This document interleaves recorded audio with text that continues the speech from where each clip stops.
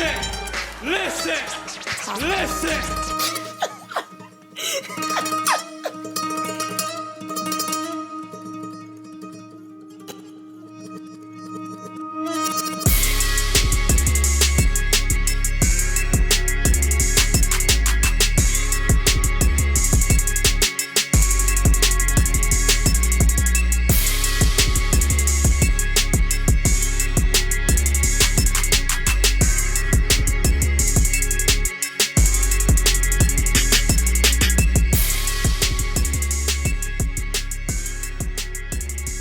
What's up? Welcome to the first installment of Listen.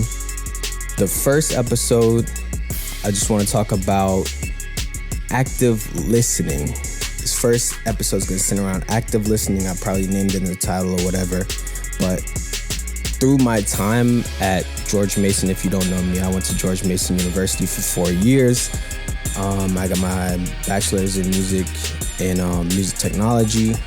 And through my time at Mason, all of my private instructors, whether it be for drum set or composition, private instructions, the main thing they would tell me to do to hone my skills is listen.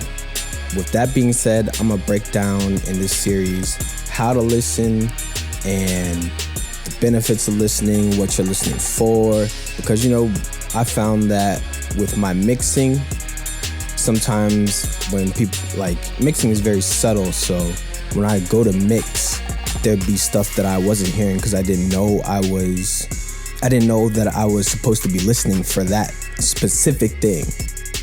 So my goal with this is to help you figure out what that specific thing is, just in case you don't hear it already. Listening is the foundation of growing both as a musician, but as a producer or composer. So what is active listening? Basically, it's like studying for an exam. You're channeling all of your focus into dissecting the music. It's like remaking a beat by your favorite producer or transcribing a piece from your favorite composer. It allows you to see exactly how the music was made and how everything fits together. It allows you to take specific things into your arsenal. So, what are we listening for? Well, it really depends on what you like about the music and what you seek to get out of your analysis. It can be anything from obvious to intricate. Now that was very vague, but as time goes on, I think you'll understand what I mean. As I said before, when I was in school, I had to analyze a lot of songs, so hopefully what I picked up about describing music and the vocabulary I use will be easier for you to understand and take into your own arsenal. So with that being said, open up another tab of YouTube or whatever streaming service you like and look up the song Addiction by Jesse Johnson. All songs, I'll put the songs that I reference, the name and the artist in the description. So Addiction by Jesse Johnson. This song is, I can't lie, this song is fire. It's written and produced by Jesse Johnson himself. A little bit about him. He was in a group called The Time. They were all associated with Prince. They all ended up being legendary musicians and went on to do great things in the music industry. A few people in The Time were Jesse Johnson, Morris Day, Jimmy Jam and Terry Lewis, Prince himself, and Alexander O'Neal. If you don't know about anyone that I just named, I highly suggest you go back and look them up. Especially if you're a producer.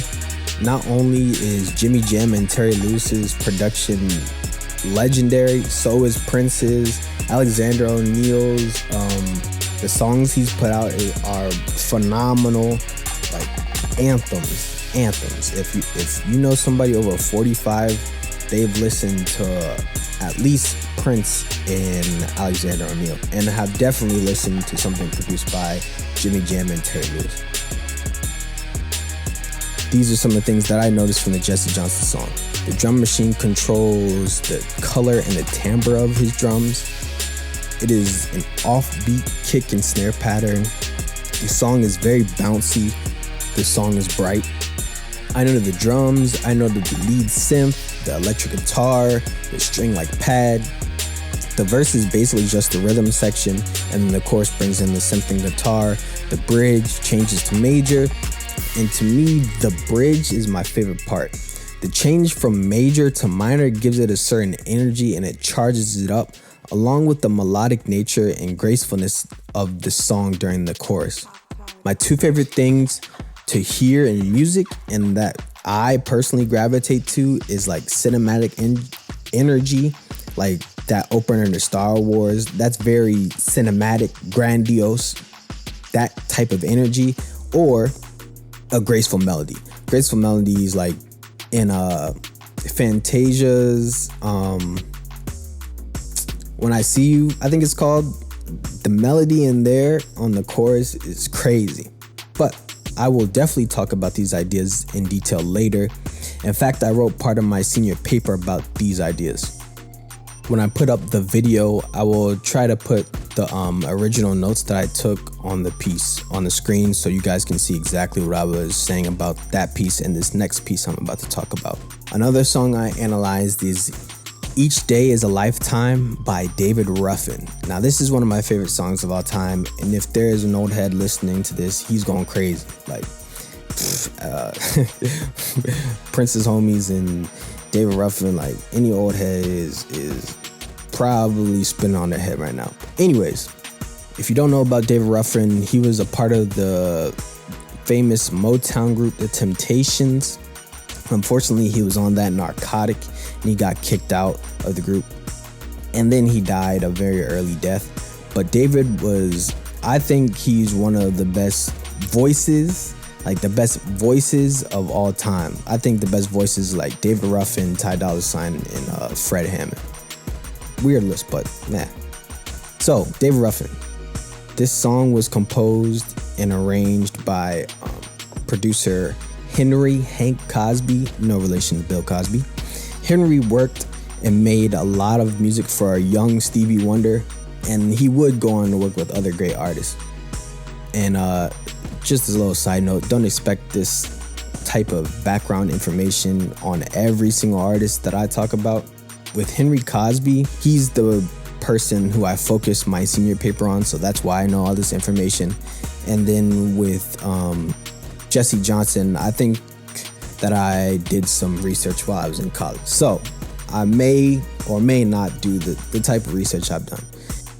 Anyways, this work is a masterpiece, and shout out to my grandfather for putting me on. He's a huge Motown fan, and when he'd pick me up from elementary school, he'd always be playing like The Temptations. Again, I'm gonna put my list on the screen, but I am not gonna talk about it. Just pause the video and read it. So that is the general idea of it. Pretty simple. Listen and pick out things. Get as specific as you want. Get whatever you're looking for out of the music. If you notice, the stuff that I picked out wasn't too specific. I was more of just looking at the things that pop out to me and how the piece fits together. None of the things that I picked out were even that hard to hear, but that is the point. No matter how detailed the act of listening, it is going to influence your habits. Lastly, a quote from Kenny Beats. He was on the Remix Lab with T-Pain, and Kenny Beats told T-Pain, "Your general instinct, your first thought is better than the average person." I put that in there to say, this is what all this leads to. Your instincts can get better through personal endeavor. He can say that because T-Pain is T-Pain, and his instincts make him elite in the music game. If you listen to enough Prince, eventually you're gonna sound like Prince and pick up some of his habits through repetition and conscious acknowledgement of the things that you notice. And that is not to say the first idea that is your best idea, but get all of your pure ideas out first, then go back and polish. That's the point of recording demos. You sit with the music and critique yourself. Then by the time it gets to the public, they get the best possible product within a certain time span. I got that idea from Questlove after watching his DJ show on the Roots page. Another great learning tool. I highly recommend you go and watch that if you're a producer. For me, when I sit down to create, I only usually have like one solid idea. If you have more, even better. But really all it takes is one idea, and usually that idea will lead into a finished product. In general, life is about balance. Sit down and let your natural ideas come out, then balance it out and go back and polish it and think out anything you want. Most of all, don't sweat anything, don't force anything. Rules I live by, but even still, I guarantee you most professionals would say the same thing. That's the end of this installment. Let me know what you think and how this could be more helpful. I did a little bit of rambling and it is very general, but let me know what you think. Please hold me accountable. I'm not above accountability. I'm just here to pass out some info that I've gathered from my time making music, and hopefully it helps.